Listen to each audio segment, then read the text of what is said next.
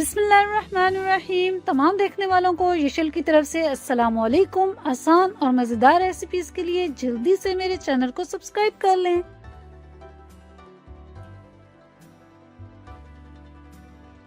तो चलिए अब हम चलते हैं अपने अज़ा की तरफ। 6 अदद लेंगे हम अंडे और उनको फेंट लेंगे और 1.5 कप लेंगे हम बेसन और इसको हम छान लेंगे ताकि इसमें कोई गुठली ना रहे। और 1 कप लेंगे हम डेसिकेटेड कोकोनट और ये इस टाइप का होना चाहिए, बिल्कुल पाउडर नहीं होना चाहिए। और चीनी जो है वो हम 1 कप से 1.25 कप लेंगे। ये आप अपने हिसाब से ले सकते हैं। अगर मीठा ज़्यादा पसंद है तो 1.25 कप कर दें, अगर नॉर्मल है तो आप कप ले लें। और 1 कप ले लिया हमने देसी घी। देसी घी की जिसमें हमने कप में डाला हुआ है, इसी कप से हमने सारी चीज़ों की मेजरमेंट की है। आप अपने जिस हिसाब से जिस कप से भी मेजरमेंट करना चाहते हैं सेम, बस साइज सेम रखिएगा। इलायची पाउडर लेंगे हम 1/2 टीस्पून और ग्राइंड किए ये बादाम लिए हमने 3 से 4 टेबलस्पून। ये कुछ हम मिठाई के दौरान डाल देंगे और कुछ हम गार्निश के लिए बचा लेंगे।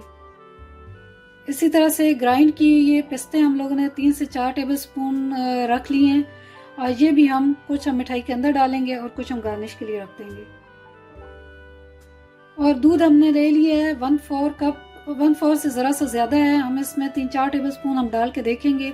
हमने उसको ये चेक करना है कि वो ज़्यादा सॉफ्ट ना हो जाए, फिर हम उस हिसाब से इसमें दूध डाल देंगे। मैं इसमें तकरीबन ये दूध डाल दूंगी या इसे थोड़ा कम कर लूँगी। तो व्यूअर्स, मैंने अपनी कढ़ाई को चूल्हे पर रख दिया था, अब ये गर्म हो चुकी है। अब मैं इसमें 1 कप अपना घी डाल दूंगी, देसी घी।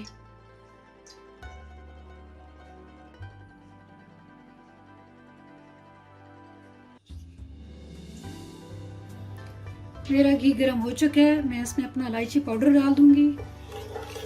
इसकी खुशबू आने पे इसमें बेसन डाल देंगे।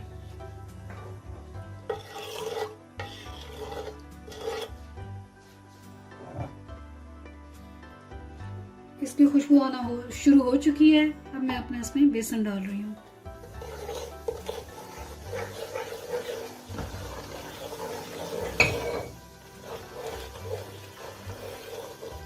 व्यूअर्स, अब मेरा बेसन अच्छी तरह मिक्स हो चुका है।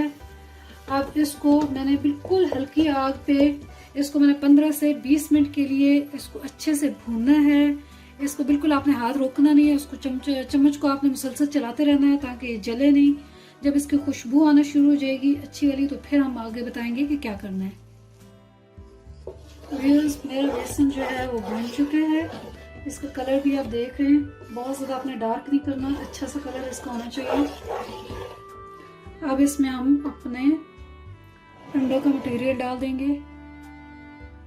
अब इसमें मैं अपने बीट किए अंडे डाल रही हूँ और स्टैटर के साथ मिक्स कर रही हूँ।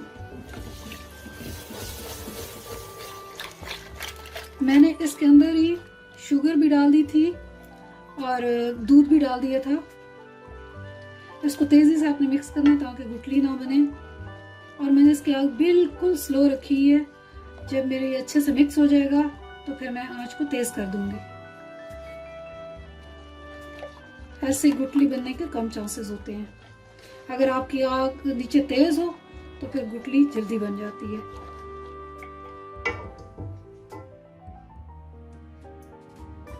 अब आप देख रहे हैं मेरी कोई गुठली नहीं है, बहुत अच्छे से मिक्स हो गया है। अब मैं आंच को तेज़ कर दूंगी और इसको मुसलसल इसमें स्टैटर चलाना है। मैंने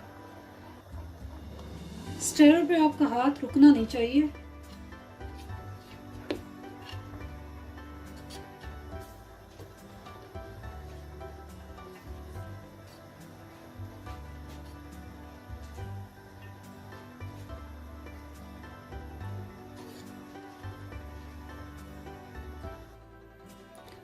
अब आप देख रहे हैं ये सारा मटेरियल जो है वो हलवे का, मिठाई का, ये सारा इकट्ठी होने शुरू हो गए।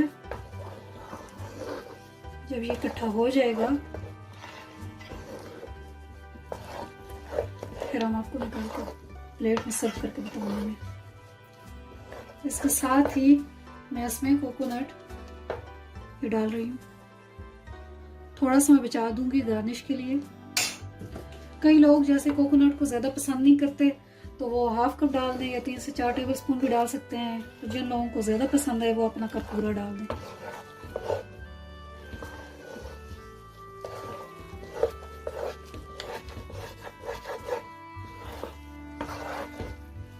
अच्छे से मिक्स करना है इसको। अब इस टाइम पे ही आप थोड़े से इसमें बादाम डाल दें।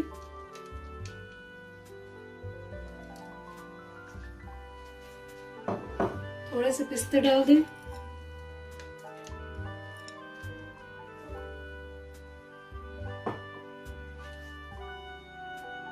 अब इनको अच्छे से मिक्स कर लेना है।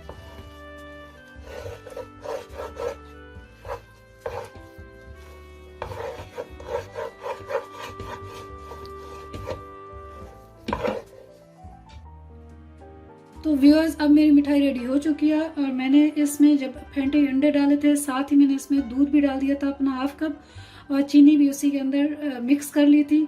मिक्स करने के बाद फिर मैंने सारी चीज़ें इकट्ठी डाल दी थी। तो अब मैं इसको अपनी बेकिंग ट्रे में डालूंगी और फिर उसके बाद दिखाती हूँ। तो व्यूअर्स, मैंने हलवे के लिए अपनी बेकिंग ट्रे तैयार कर ली है। इसमें मैंने पहले पेपर लगाया है, ग्रीस कर दिया इसको।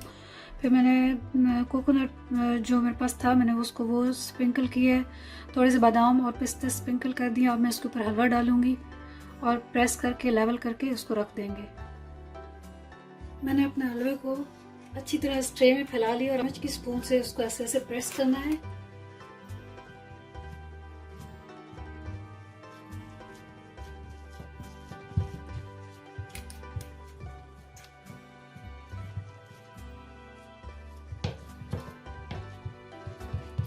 आपने एक और शीट को अच्छे से इस पे लगा देना है और इसको ठंडा होने का वेट करना है। ठंडा जब हो जाएगा तो फिर हम इसकी कटिंग कर लेंगे। फिर मैं आपको सर्विंग प्लेट में सर्व करके दिखाती हूँ। तो चलें व्यूअर्स, अब मेरी मिठाई ठंडी हो चुकी है। अब मैं इसको कट कर लूंगी। आप जो शेप अपनी चॉइस की देना चाहते हैं आप वो शेप दे लें। तो चले व्यूअर्स, मैंने अपनी सर्विंग प्लेट रेडी कर लिया है। मैंने इसको डिफरेंट शेप में काट लिया है। आप अपनी पसंदीदा किसी भी शेप में काट लें और ये बहुत ही टेस्टी बनती है क्योंकि मैंने जब भी बनाई है सबको बहुत पसंद आई है।